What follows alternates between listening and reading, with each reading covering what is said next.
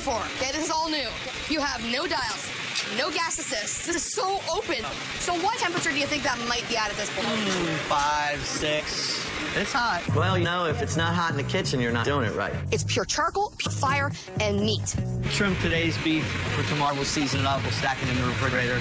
You're grilling off that bottom round, average season, hot and fast. Yes. So this is the before, this char is the after. Oh. All right, I'm gonna come into the slicer with that. Right. Yep. We just start slicing some of it out.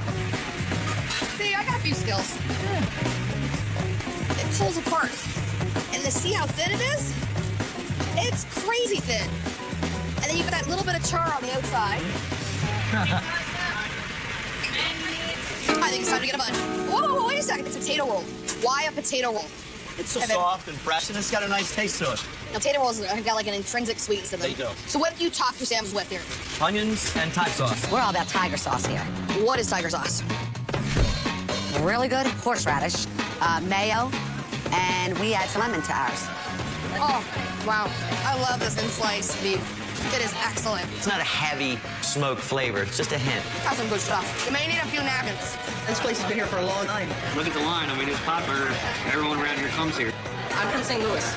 Just got to Baltimore 2 days ago. I'm actually living about 5 miles away. I walked here. I was super eager to try this. Rare beef on rye. That's my favorite. I get it every time I come here. We have third-generation customers now. We have little kids that were a year old and came in and had their first little taste of beef, and now they're bringing their kids in here. Hit turkey, hot sauce, and Old Bay. Something I've been getting for 15 years. I'm probably gonna buy another one before I go, just to walk home. So you're ready to go cool off a little bit now? I know we're roasting here. Honey, my buns are toasty. So here we are. We're in the parking lot, and we're going to dig in. That's called double dig. It's cheeseburger with ham. Oh, okay, maybe not. The burger was this thick. I'm not quite sure how to get into this one. Oh, wow. That is a gorgeous burger. He takes coarse ground beef, and he takes some of the trimmings off of the bottom rounds, and he throws them into a grinder and grinds it together to make the burger. No wonder it's so good. This was the first sub that we put on our menu. A sub? Yes. Okay, so we got beef, ham, corned beef, and cheddar on the bottom. Yes. On half sub roll. Yes. Now, my husband would add some of this barbecue sauce to it. All right. Big, beefy juiciness. It's like the ultimate sub. A lot of flavors. Oh, cow. And this is the sandwich that started it all. If I lived in the Baltimore, Maryland area, I would be making a weekly visit there. I can guarantee you I'd be there every week. It's nice to have become a local landmark, though. It is. We get a lot of travelers from out of town who drive down the East Coast, and they're going to slow the chat for a sandwich before they go. So, I mean, that's probably my favorite part of it. Driving to Baltimore for pit beef was totally worth it. Now I'm heading further down the coast where I'm tracking down the holy grail of meats. If you ever get the opportunity to try a 55-day aged smoked meat sandwich, you take that. As a barbecue competitor, I'm always looking for the secret to a winning brisket, pork, or ribs. What I found is that secret lies with your butcher, because it all starts with the meat. You know, there's a big push right now on artisanal meats, artisanal butchery, because I think people are getting sick of the crap that's being served in a lot of mainstream supermarkets. So I'm heading south to Washington, D.C. to Wagshell's Market to discover what meats are a cut above. Cool.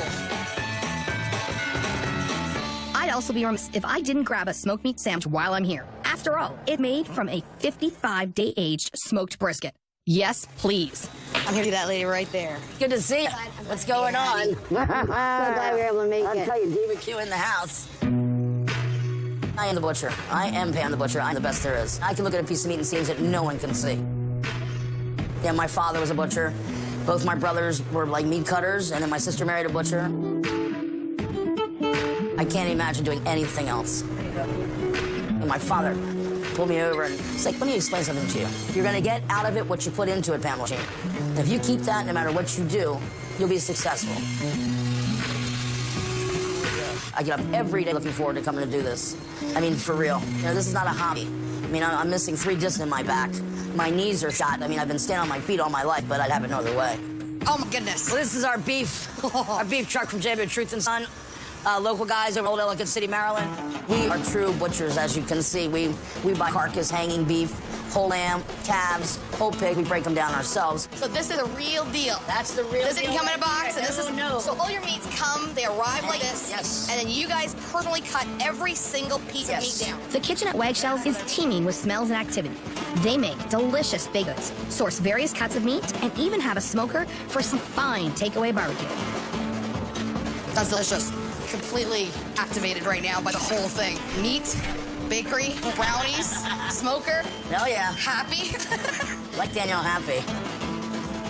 One of the things that makes Butcher happy are their knives. This is a big story. I've been sharpening that for 25. I broke this one out 4 years ago. They're identical.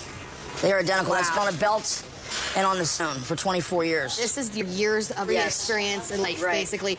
Yep, those are my babies. And this was my father's. This is almost 100 years old. You can still see the number on it. I love the fact that you have a history, Oh, yeah. just even your tools that you're using. Oh, yeah. Pam has the knowledge that I wish I had. She knows where the best cuts are, where the most economical cuts are. Today, Pam's giving me the inside scoop on cuts of beef, starting with ribs.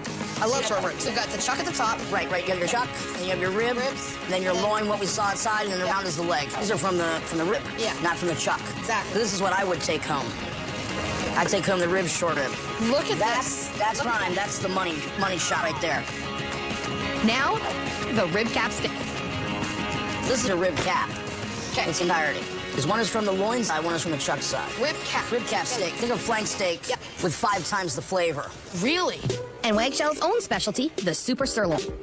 So what we do instead of charging $29.99 a pound for a prime New York strip, Yeah. you got all this gristle and stuff you can't eat and all that extra beveled fat. It never changes. You buy a whole and you got that beveled fat. We cut it all away.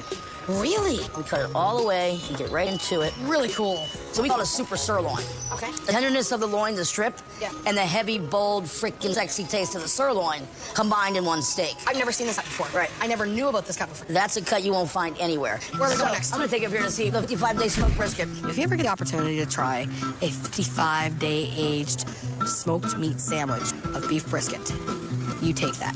It's really good to be me today. We have prime dry aged beef. Not just anybody can find prime dry aged beef. You'll line up for the smoked brisket here at Wagshells. All right, Here we go. Okay, here